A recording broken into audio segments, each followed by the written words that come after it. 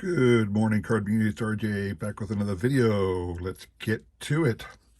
Today's random Mike Schmidt item of the day is going to elicit a bit of a conversation, so bear with me here now.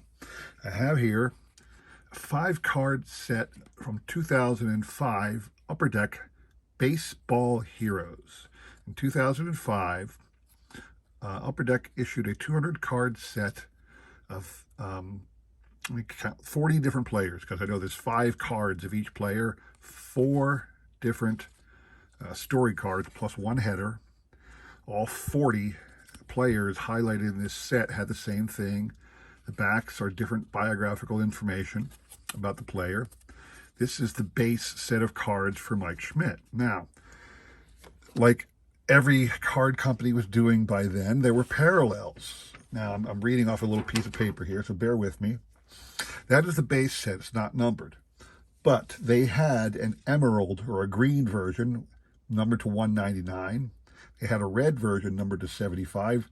They had a blue version numbered to 10. And they had a gold version, one of ones. All 5 are one of ones. Now, in addition to the base cards and the parallels, they had signature versions and signature parallels.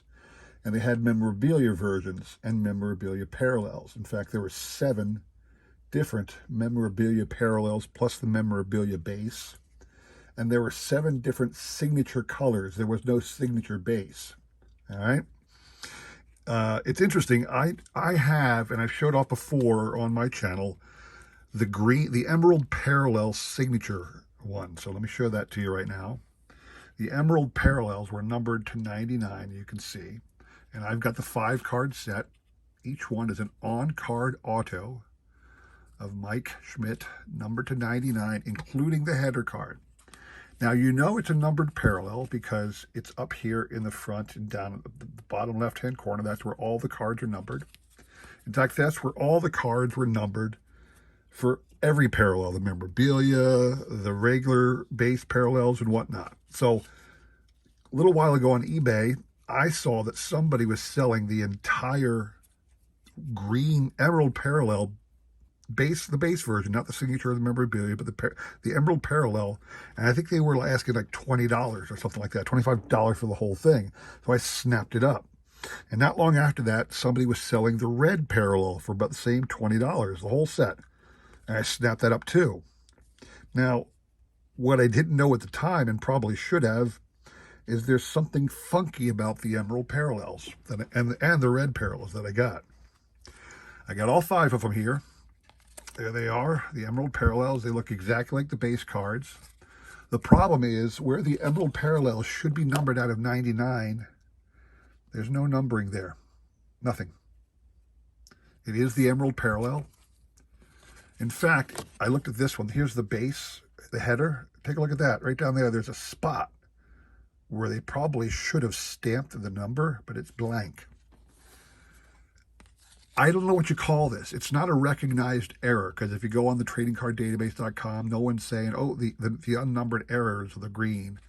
And like I said, I've got the unnumbered version of the red of the base. They're not signature versions. They're not memorabilia versions. They're the base cards without the numbers. Now, I don't necessarily think these are error cards. I think what's likely happened is that somebody at the company snuck out a couple sets before they got the numbers printed on them and just pocketed them and took them home. That's my guess. So there really is no value to those cards above and beyond a base card, I think. I don't know what you guys think, but tell me what you think this might be. Is it an error? Is it a printer defect?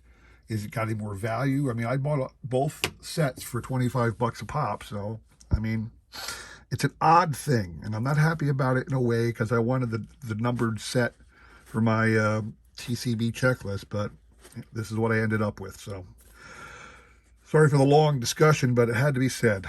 So, anyway, today's random baseball item of the day. I want to get back into the Fleer box sets that I was showing off an episode. And here I have the 1988 limited edition Baseball's Best. It's called Baseball Best Sluggers versus Pitchers. Now they did this set in 86, 87, and 88. Sluggers versus Pitchers. Here's the checklist if you want to pause right there and see who's in it. I'm going to show off all the cards real quick. Again, by 88, they were still doing the team logo stickers, but they had gone to a green color as opposed to blue, which was the 1987 color. But the stickers look exactly the same besides being green or blue. And here are the players that were considered the baseball's best at the time.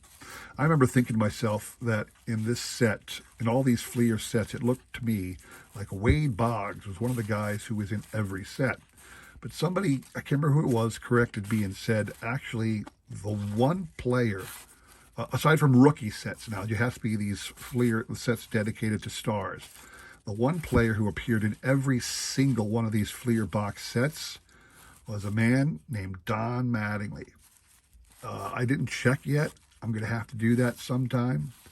But according to this guy, here's some YouTuber who put something on my questions when I was talking about them.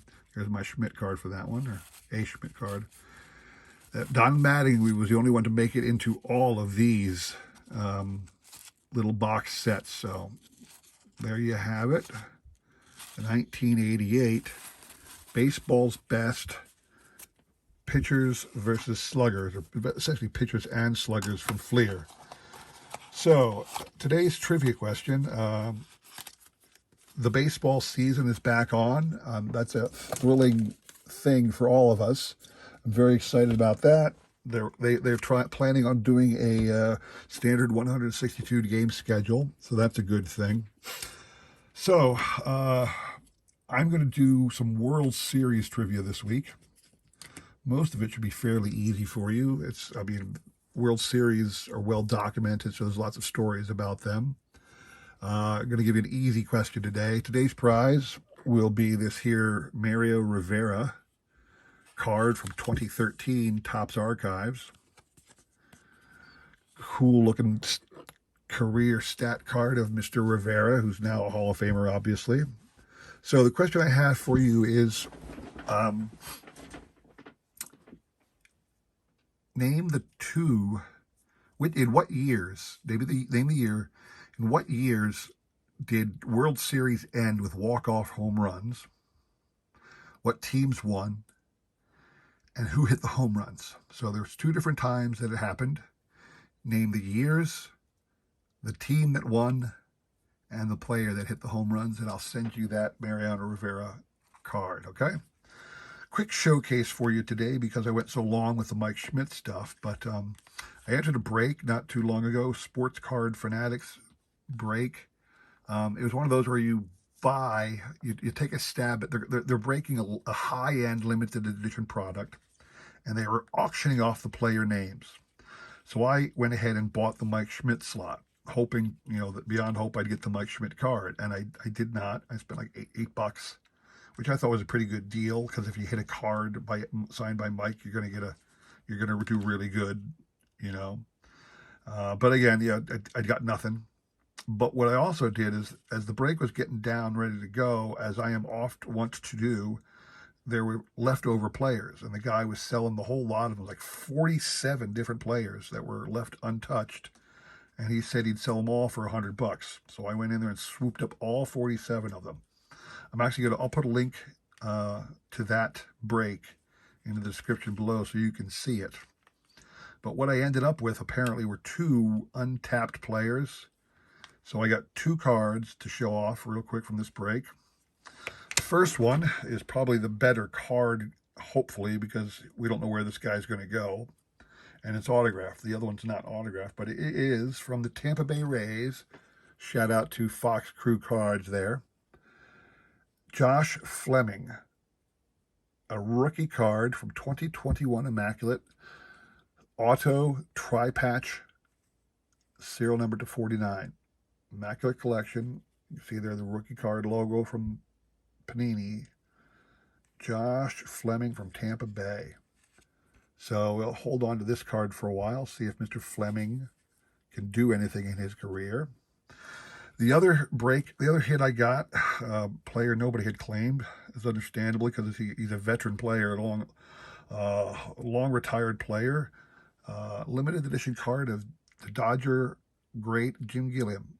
I think this one is 16 out of 25 there.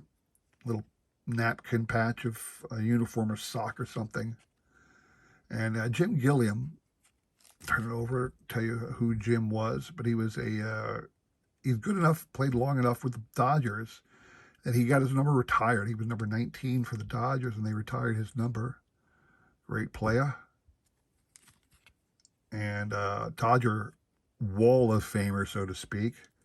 And I got a relic card number 25 of Jim Gilliam. So that was what I got of the break from the Sports Cards Fanatics break that I finally bought into. Again, it's one of those where they auction off the player spot in their break.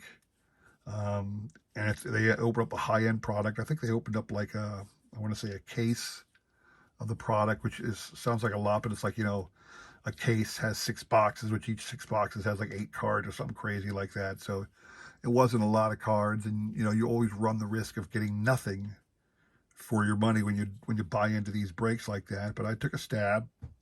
I guess I'm glad I did go for the extra cards because I did get 2. And it's possible Mr. Fleming will turn out to be a wise investment somewhere down the line. The Jim Gilliam card is probably worth $10 at the most.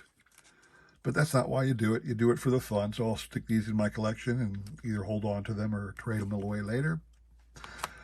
But that's all I had to show you off today. Don't forget the trivia questions. They'll be repeated in the description below along with my email. Email me either today or tomorrow with the correct answer. And on Sunday, I'll do the drawing. Thanks for stopping by. Hope to see you again on Tuesday, all right? Hope everybody has a great week, and take care.